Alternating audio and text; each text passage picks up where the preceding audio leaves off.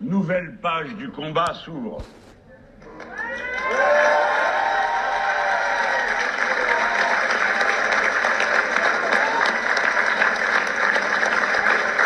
Vous l'aborderez, nous l'aborderons dans la fierté du travail accompli. Cette force immense que nous avons construite de nos mains, tant de fois, sous le mépris et les insultes.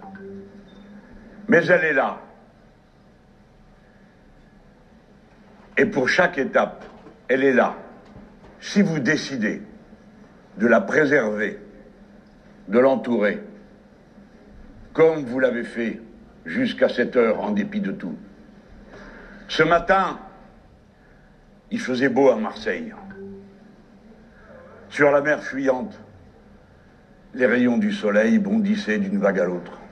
Ce matin, tandis que je me préparais à entrer dans cet événement dont je ne savais rien, me sont arrivés bientôt les échos de l'Oyapock, frontière française sur le Brésil, et puis ceux du Maroni, et puis ceux de la Martinique, et puis ceux de la Guadeloupe, et puis ceux de la Réunion.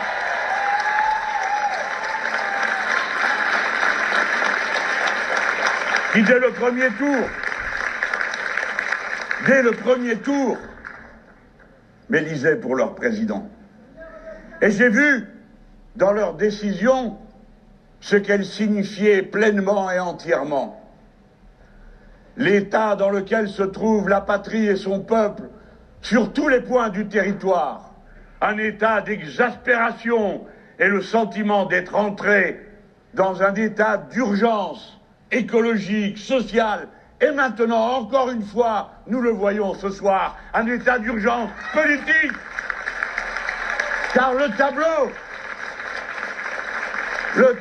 que vous avez sous les yeux, tel qu'il a été voulu, non de notre fait, ni même du fait du peuple français, mais des institutions de la Ve République et de cet étrange système de tirage au sort, qui aboutit à vous demander de choisir entre deux mots, dont vous sentez à la fois qu'ils sont terribles pour vous-même et qu'ils ne sont pas de même nature. Et chacun d'entre vous se trouve mis au pied du mur de sa conscience, de la décision qu'il doit prendre. C'est la condition humaine d'être sans cesse confronté à des décisions qui sont souvent difficiles à prendre. Eh bien, la dernière fois, que s'est-il passé? Je vous ai dit ce que je vous redirai. Non. Je connais votre colère, mes compatriotes. Vous tous dont j'ai parlé il y a quelques instants, je connais votre colère. Ne vous abandonnez pas à ce qu'elles viennent à vous faire commettre des erreurs qui seraient définitivement irréparables. Tant que la vie continue, le combat continue. Et c'est mon devoir de vous dire, comme étant le plus ancien d'entre vous, que la seule tâche qu'on a à se donner, c'est celle qui accomplit le mythe de Sisyphe. La pierre retombe en bas du ravin, alors on la remonte. Vous n'êtes ni faible, ni sans moyens. Vous êtes en état de mener cette bataille, et la suivante, autant qu'il y en aura. Regardez-moi. Je n'ai jamais lâché prise, je n'ai jamais cédé, je n'ai jamais baissé le regard. Et c'est de cette façon-là que nous avons construit cette force. Alors maintenant, c'est à vous de faire. Dans la bataille qui arrive, nous avons constitué le pôle populaire. Parce qu'il était là, toutes sortes de gens ont pu prendre appui dessus pour faire un vote et nous amener jusqu'à ce point. Les batailles arrivent devant vous. Ne commettons pas l'erreur de nous fourvoyer à peine entrés sur le chemin. Nous savons pour qui nous ne voterons jamais.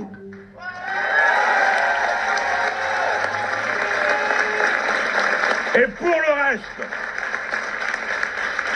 comme je vous l'ai dit, il y a 5 ans, vous souvenez-vous qu'il y a eu quelques dégâts après notre déclaration? Pour qui prendrait-on les Français? Ils sont capables de savoir quoi faire. Ils sont capables de décider ce qui est bon pour le pays. Jamais nous ne perdrons notre confiance dans la démocratie. Donc, vous ne devez pas donner une voix à Madame Le Pen. Alors, je le sais bien. Je répète parce que des fois, il arrive que même quand je dis les choses, c'est comme si je ne les avais pas dites. Alors je recommence à cet endroit du film.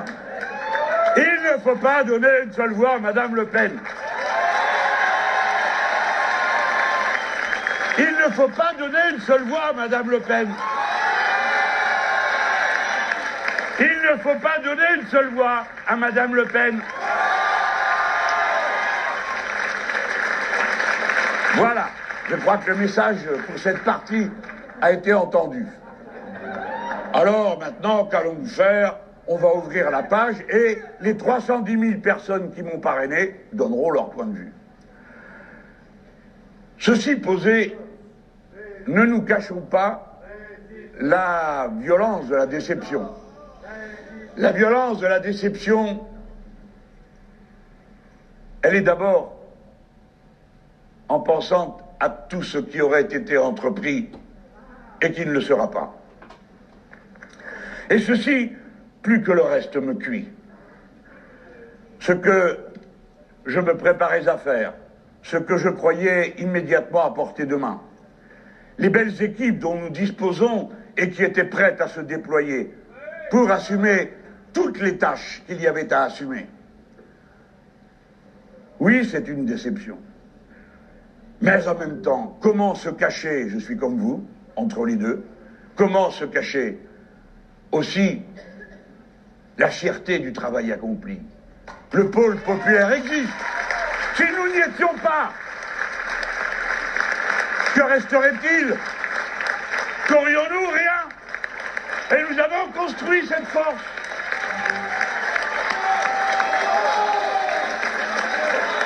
Je m'adresse à vous qui êtes ici dans cette salle, non pour vous tenir les propos lénifiants de réconfort ou de bonne mine qu'il faudrait avoir. Je n'ai ni bonne mine, ni envie d'être réconforté. Je ne connais que mon devoir. Et je vous appelle à faire de même. La lutte continue. La lutte continue. Nous disons à tous ceux qui jusque-là n'ont pas voulu l'entendre, ici est la force. Nous avons une stratégie, le pôle populaire. Nous avons un programme.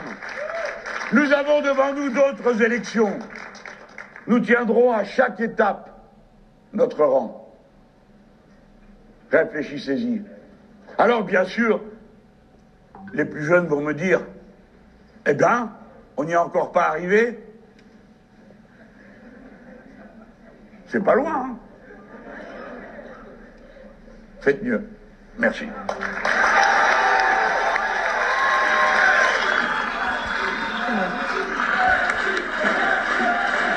Le discours de Jean-Luc Mélenchon.